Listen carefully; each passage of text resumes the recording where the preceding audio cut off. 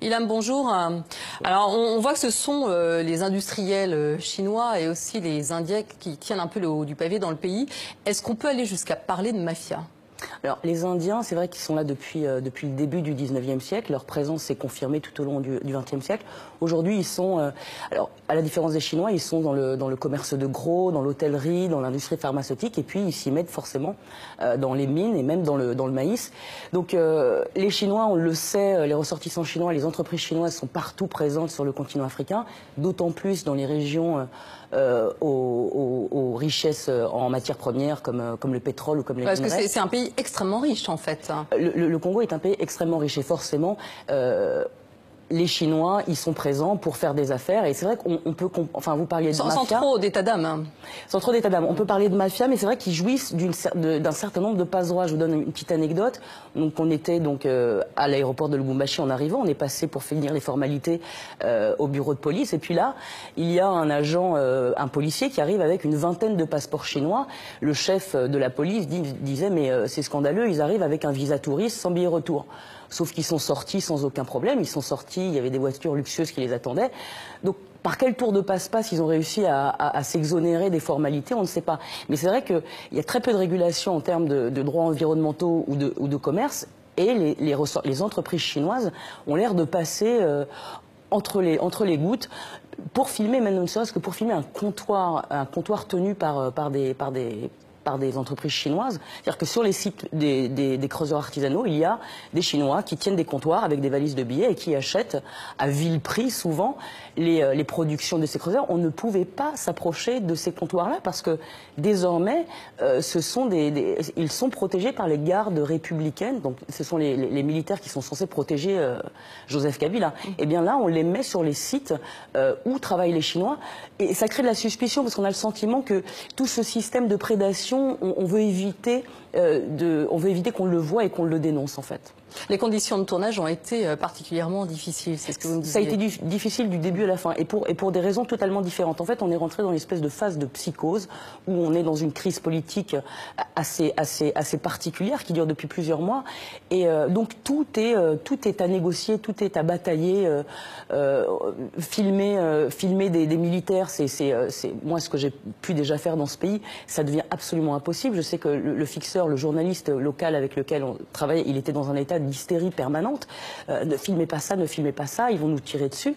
Donc effectivement, c'était toujours quelque chose, une bataille permanente pour ne faire un sujet ou pour me faire même y compris pour le reportage du train, qui est un reportage édifiant. Donc sur ce train qui fait Lubumbashi-Kundu en 30 jours, il fait 1500 km, c'est bien ça, en 30 jours 1500 km en 30 jours, non, c'est pas une blague. Et d'ailleurs, ils sont toujours pas arrivés. Hein. Ils se sont arrêtés plusieurs fois pour des pannes, etc. Et je loue la patience et la résignation de ces usagers qui... oui, parce que ça en dit long vraiment sur l'état des transports dans le pays. Exactement. On est dans un pays, surtout dans cette région-là qui est quand même extrêmement riche, où les infrastructures sont absolument vétustes, pas développées. Donc là, vous voyez des trains, mais alors les routes, il y en a très peu aussi, même si il y en a pas mal qui ont été construites par Moïse Katumbi, l'ex-gouverneur de la province. Mais elles restent essentiellement destinées à acheminer les minerais vers les pays voisins. On est comme à l'époque coloniale, c'est-à-dire que toutes les infrastructures qui sont là, d'ailleurs il y a plus de trains marchandises que de trains passagers, sont faites pour extraire, pour acheminer la richesse de ce pays. Et c'est un peu donc finalement, les gens voyagent comme les minerais, dans les mêmes conditions, quasiment, exactement. Donc ce reportage sur ce train et puis également un reportage qui parle de Moïse Katumbi. Vous allez nous dire dans un instant qui est cet homme, hein, puisqu'il va se présenter à la présidentielle, puisque la situation politique, vous le disiez tout à l'heure, est complètement dans l'impasse. Le président Kabila est au pouvoir depuis 2001. Il devait partir donc en décembre dernier, mais devant son refus, l'accord de la Saint-Sylvestre prévoyait son maintien au pouvoir jusqu'à l'entrée en fonction donc d'un nouveau président. Avant fin 2017 et la formation d'un gouvernement élargi dirigé par un membre de l'opposition. 3 mois après la signature, rien n'est fait.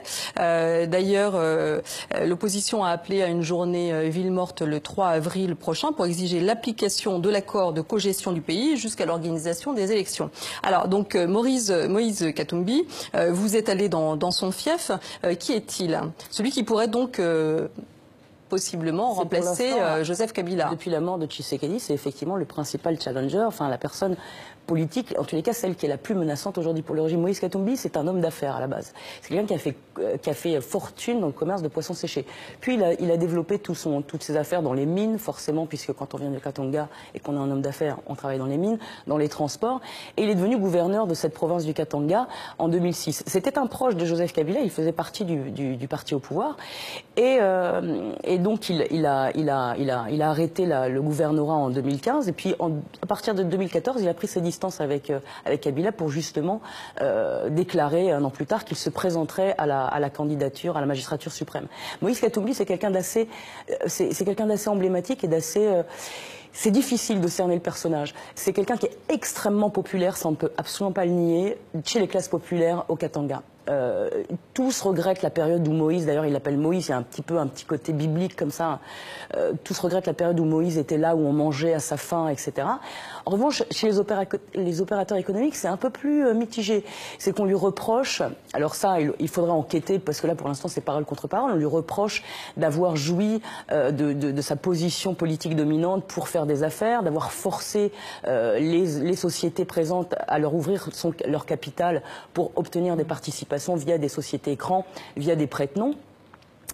Bref, en tous les cas, c'est quelqu'un de très emblématique, de très populaire et de très controversé, même si on peut dire qu'aujourd'hui, il fait suffisamment peur à Kabila pour que, par exemple, les matchs du TP Mazembe ne soient pas tous rediffusés, donc le club dont il est le président depuis 20 ans, ne soient pas tous rediffusés au niveau national. C'est pour vous dire que le pouvoir a très très bien compris le lien qu'il pouvait y avoir entre politique et foot, cette popularité dont joue le TP Mazembe, qui forcément retombe sur les épaules de Katumbi.